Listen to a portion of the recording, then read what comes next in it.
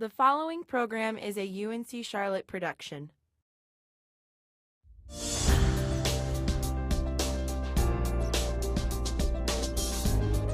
Welcome inside UNC Charlotte. In this, our first program, we look at the university and Charlotte-Mecklenburg schools and how partnerships are ultimately aimed at helping more kids see high school graduation day.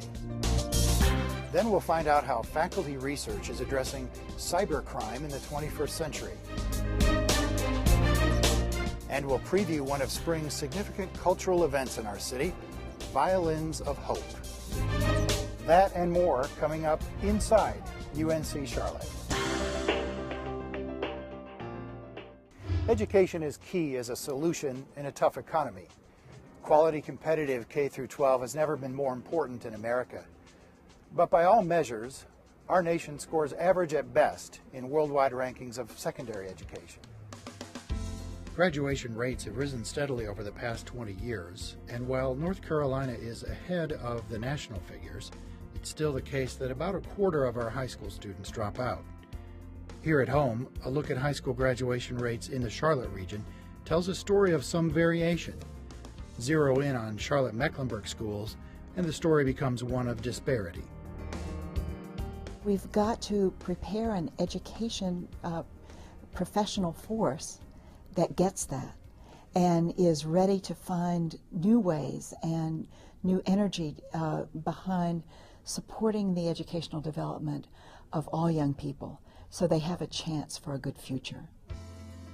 7,000 teachers in North Carolina are alumni of UNC Charlotte. The university is home to the second largest teacher education program in the state. Most of those teaching careers are spent in the Charlotte region. The university's new presence in Charlotte's Center City provides a focal point for efforts to address the student challenges that are specific to urban education. In order for schools to be held accountable, one of the main criteria is graduation rates. Meet Chance Lewis, the new chair of UNC Charlotte's Urban Education Doctoral Program. One of the things that attracted me to Charlotte was, one, it has one of the nation's most historic school districts. When we think about education, many of the desegregation battles were fought right here. Also, another thing that attracted me to Charlotte was the corporate community that's here and all the many things that this city has to offer. So I look at Charlotte, and my goal is for Charlotte to become a central hub and an example for the nation of what urban education can look like. Preparing educators to help students succeed in those schools with fewer resources is at the heart of Lewis's work. He says the time to address graduation rates is well before high school. UNC Charlotte alumna Brittany Osborne taught first and second grades in Charlotte-Mecklenburg before completing her master's degree in reading and moving into service in the pivotal middle school years. This is her first year as a sixth grade teacher. Well, I think that this age in general is just really tough. I mean, you're really trying to find out who you are. Popularity is so important. I mean, you're very egocentric. It's all about you and your friends and enjoying yourself. And so I think that's right there a big challenge for all kids, trying to find themselves, especially coming from an elementary setting to a middle school setting. It's a new school, a new group of friends for a lot of kids, and just really trying to find your place and what group you really feel most comfortable in. And so I think that right there is a challenge. And for a lot of kids, of course, the academic side of school is last on the list. You know, it's the last thing that they're worried about. And unfortunately, a lot of kids are coming in significantly below grade level. So that's an added challenge. She's prepared and experienced to teach anywhere, but Osborne says her time in Charlotte-Mecklenburg has strengthened her commitment to make a difference in this urban setting. There are really good days and there are really bad days, and some days I wonder, you know, is this what I'm supposed to be doing?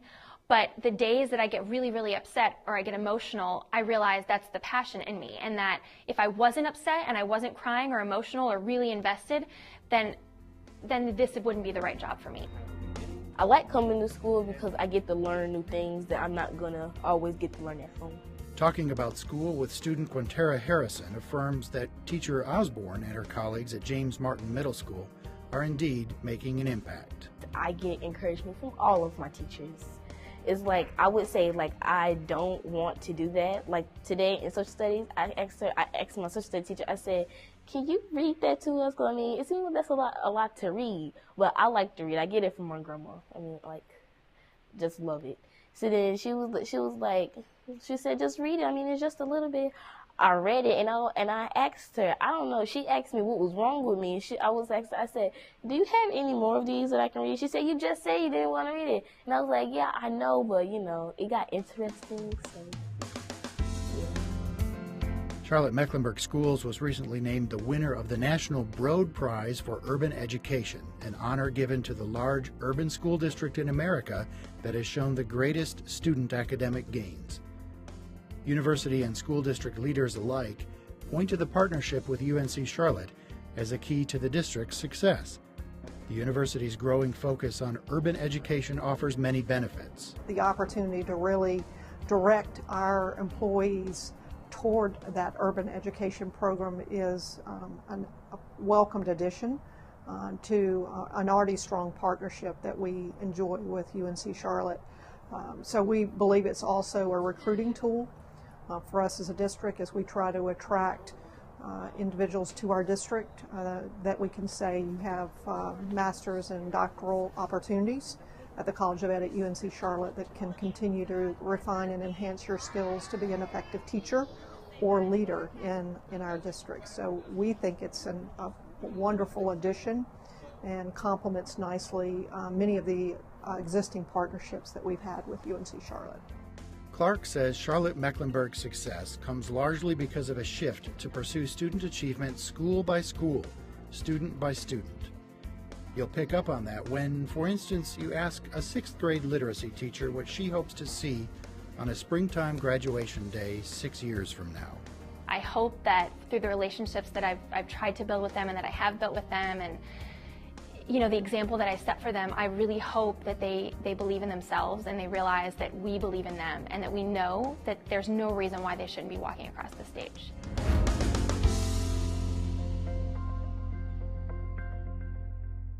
Teacher Brittany Osborne, student Quintera Harrison. They're at James Martin Middle School. That's part of the Governor's Village complex of schools. Next, we go back to Governor's Village and see how UNC Charlotte and its corporate partners are bringing to life the old adage that it takes a village to raise a child. Governor's Village is a partnership with TIAA Craft where we support the 4 Governor's Village schools, which is Vance High School, James Martin Middle, Nathaniel Alexander, and Moorhead STEM Academy. And as part of this partnership, we're doing a whole host of things. We're mentoring, we're tutoring, we're volunteering, both folks from UNC Charlotte and TIAA Craft. One of the programs that is part of this partnership is providing mentoring services and lunch buddies to kids at these schools. And so our volunteers, as well as the folks from TIAA Craft, they go out and work with these kids at these schools about once a week for an hour, and they just provide any kind of tutoring service that these kids might need. And as part of the volunteer program, we brought out Dr. Andrew Hartley, who is a professor here at UNC Charlotte, but he has also just written and published his first children's book. And so we donated 300 books to the students at James Martin Middle and Moorhead STEM. And as part of that partnership and collaboration, Dr. Hartley came out to the schools and spoke to the kids and talked about his own personal experience. The program itself is great and reinforcing a sense of the university's ties to the surrounding community in general and to the educational community in particular, I think is really important. As I was saying to some of these kids, I grew up in a community where nobody was expected to go to university. And so I think making these kinds of connections, I think, can really make a difference in the lives of these kids to show them that there are options, that there are alternatives, and that academic success can lead to all kinds of other things in the future. As far as the book is concerned, I continue to think that there is nothing more important than getting kids reading. There's so many skills that develops in terms of their own imagination, their own critical thinking abilities that will stand them in really good stead, not just in academia, but for the rest of their lives, and not just professionally, but as people. I like reading books a lot. You can ask any of my teachers. I read books. Whenever I have time, I read books. So I was glad that Dr. Hartley came and he was like, he wrote his book and he wanted to show it to kids and he came in person. So I thought it was cool. Tutoring's been really a lot of fun for me and a very rewarding experience. I work with the language arts students, sometimes one-to-one, sometimes in a small group, worked with a couple individuals that have been particularly struggling with some of the reading that they've been doing, and then have also had a chance to work on some of the exercises that they have as a part of their classwork with small groups. I certainly would encourage others to volunteer as well at James Martin and in other schools. At TI Craft, we've got a great opportunity to do that, and it really is something that I've appreciated and I believe is valuable and rewarding both for me and for the students. From the history of this school in Governor's Village, these were schools that the community really rallied around, that IBM would send their staff members over to help. It had tremendous support. You know, rallying the community around these sets of schools again is really what I think the goal is. And I also think part of the goal is to create a bastion of education where learning is sort of a symbiotic relationship between the community, the university, the businesses that are in the research park, and the schools, and where the learning transcends the walls. And I think that's ultimately the goal, is to get our kids to realize that I can learn on a college campus, I can learn on a corporate campus, and then I also can learn in the school. But what I learned the most is that there are options in our world that I'm going to take advantage of, and there are relationships that I'm going to leverage so that I can contribute, that I can be a viable part of this society.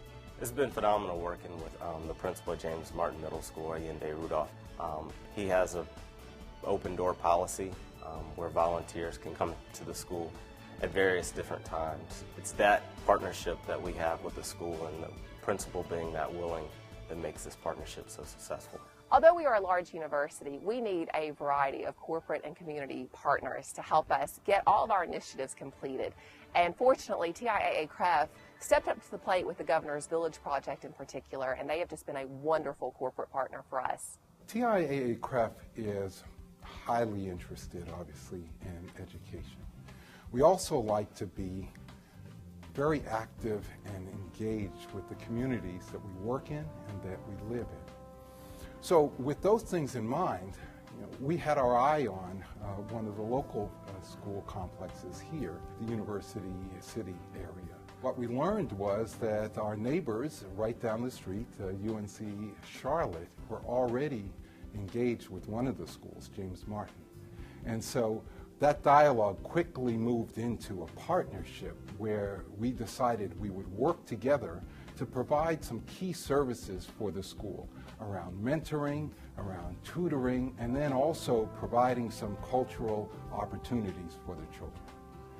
Financial education is something that's very important to TIAA Craft. We view it as central to our mission.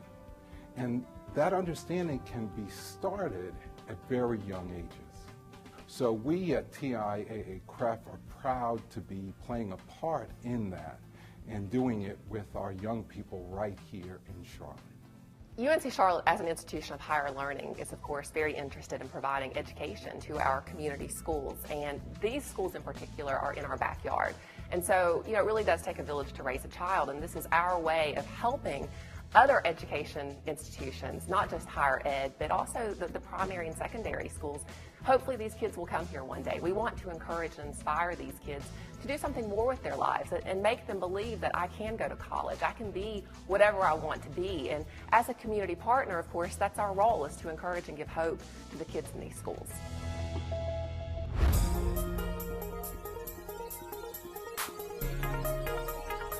Cybercrime and cyber terrorism are growing global threats. Here at UNC Charlotte, the College of Computing and Informatics offers what's considered to be one of the nation's top programs in cybersecurity. Cybersecurity program is really the first such a program in the state of North Carolina. It's the first program recognized by the National Security Agency as a Center of Academic Excellence in Information Assurance Education in 2001, and it's the first Information Assurance Research Program Center of Excellence recognized by National Security Agency in the state as well. One of the most well-known research program we have is in network security in the form of configuration management, which Professor Al-Shair leads. CyberDNA stands for Cyber Defense and Network Assurability Center, It is one of the national centers that focus on a very specific, unique problem in cybersecurity, to make cybersecurity enforceable, measurable, provable, and automated, specifically in the area of security configuration, where lots of complexity is being there and needs to be have automated tool to do analytic and understanding of cybersecurity. So our program is unique because it requires an integration of too many skills, including technical skills, operational skills, understanding how human behavior is using security tools. We also have a very unique program on software security, which is focusing on designing security systems from the very beginning instead of having to patch things up. We also have a very prestigious data privacy program, as well as efforts on social network and usable securities. And we have some leading researchers in this area. Dr. Mohammed Shihab and his research team have developed FB Secure, a plugin that makes it easier for users of Facebook to determine what permissions they want to grant or deny each time they are about to install an application. Think of it, he says, as putting the user in the driver's seat. The average user only wants to install the application. He doesn't know what is happening under the hood. So the user usually says allow. The plugin will give you a list of permissions and checkboxes beside each one of the permissions, and it will give you recommendations. What do we think you should do? And the recommendations is how much percentage we are confident of an allow, how much percentage we are confident of a deny. And basically you can pick and choose. So even if you ignore our recommendation, you can pick and choose what permissions you want to grant and what permissions you want to deny. If it asks for your email, you can decide I don't want to give it email. And you can install Angry Birds without email privileges. Thus, you will not be receiving these annoying email messages. We have the CyberCorp program, which is funded by the federal government since 2001. We're at the beginning of that program, inception of that program. We've trained over 120 cyber security specialists for the federal government. A lot of them are working in cyber war areas. 49th Security is really a grassroots organization organized and run by the students. They do wonderful work in national, international competitions. We won the National Cyber Defense Championship, and we routinely place among the top tier of universities. The 49th Security Division, or our Ethical Hacking Club, was started back in 2009 by 8 students who just wanted something a little bit extra after class as far as security and technology goes. We're a group of students who develop and build secure applications, and also at that same respect break into the kinds of labs and applications that other groups in the club build. We hack to find the vulnerabilities before the bad guys do. By finding the exploits first and looking at and learning how to think like the bad guy or the bad hackers that infiltrate systems for unethical reasons, then we can find their vulnerabilities before they do, and we can ensure those are closed. We learn to think like, we learn to hack like, we learn to act like the bad guys, and that way we can close the holes before they get there. The hacking mentality is absolutely essential for security professionals, and there's really no different from law enforcement. There's no different from other security professionals, physical security professionals, that if you want to secure the premise, you want to fight the crime, you have to know the psychology and the way that criminals use to break the laws so you can prevent them. So that's something that's very much emphasized in our program. We also have a very strong ethics program in education, so make sure that students understand the responsibilities they face once they get into this profession. Dr. Chu goes on to explain why the Department of Software and Information Systems is regarded as one of the top security programs in the United States. I have gone through benchmarking with other programs, and I'm just absolutely impressed and proud of the depth of curriculum. We have over 10 graduate courses focusing on various aspects of information security that are offered on a regular basis. Very few university has the depth of this kind of a program. So that's number one, is the size of our curriculum, and also the size of faculty. As I mentioned, we have over 10 faculty members, all with PhDs and very active in research, doing security. Very few programs can match us in that size, and also the enthusiasm of the students, from all the way from undergraduates to PhD students. They're just superbly talented.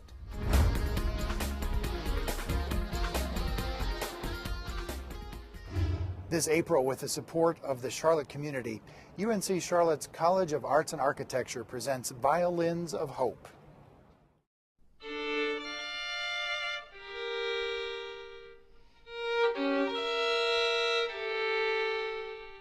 There was a baker in an Eastern European village, and he'd go every day for a walk in the forest. And one day he heard a group of gypsies singing a tune. And so he paid the gypsies some money to teach him their tune.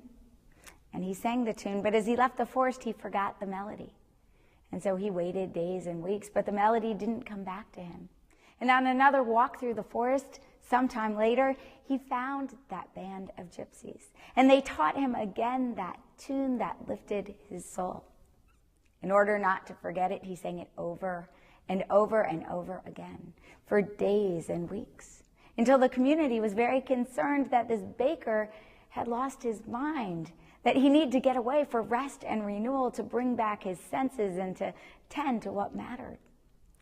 And so they brought a carriage to take him away to a wonderful place where he could find retreat and renewal.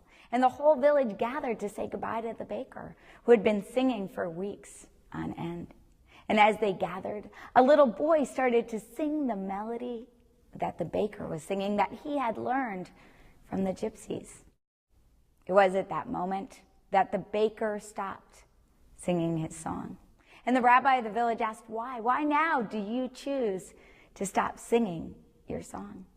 And the man said, because a child has learned the song, and now I know that song will never die.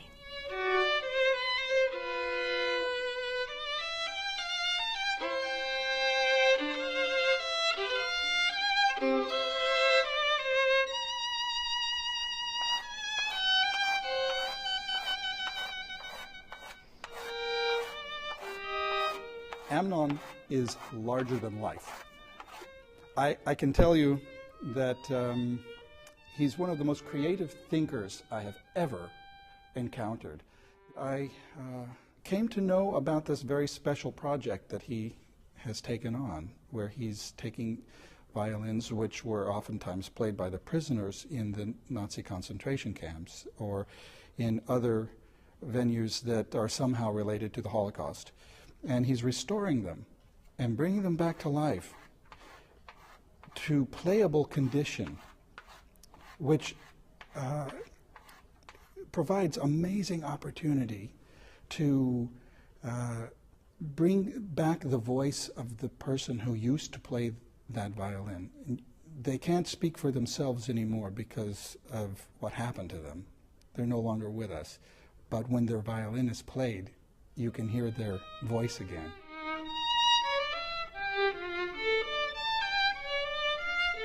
These violins were created by individuals who cared about their faith, who celebrated diversity. They created violins that would be played at majestic celebrations. But these violins were almost destroyed by people who desired to obliterate diversity from their communities, who didn't want to celebrate the beauty that different faiths and different peoples can bring to a community. But these violins live on with music. They continue to be played and inspire those who listen to them.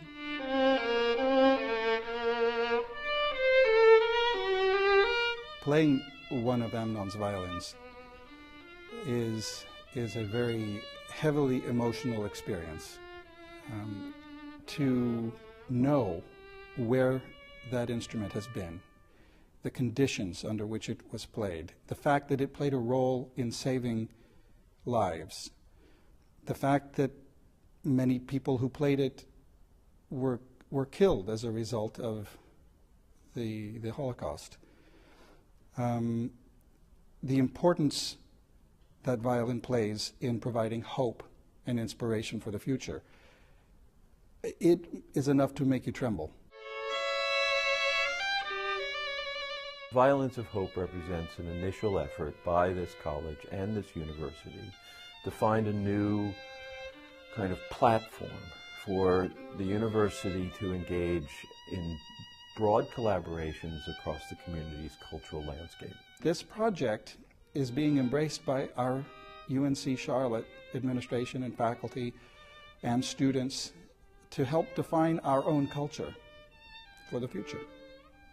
Violins of Hope represents an opportunity for our own students to understand the impact of the arts, that they will learn through Violins of Hope and its full range of activities that the work of a musician, the work of a painter, the work of a dramaturge is not contained within the campus or within the studio. It's framing the community. And these violins, we need to remember who built them, who played them, what celebrations they lifted, and we need to keep alive the spirit and the passion and the faith that made those violins so beautiful.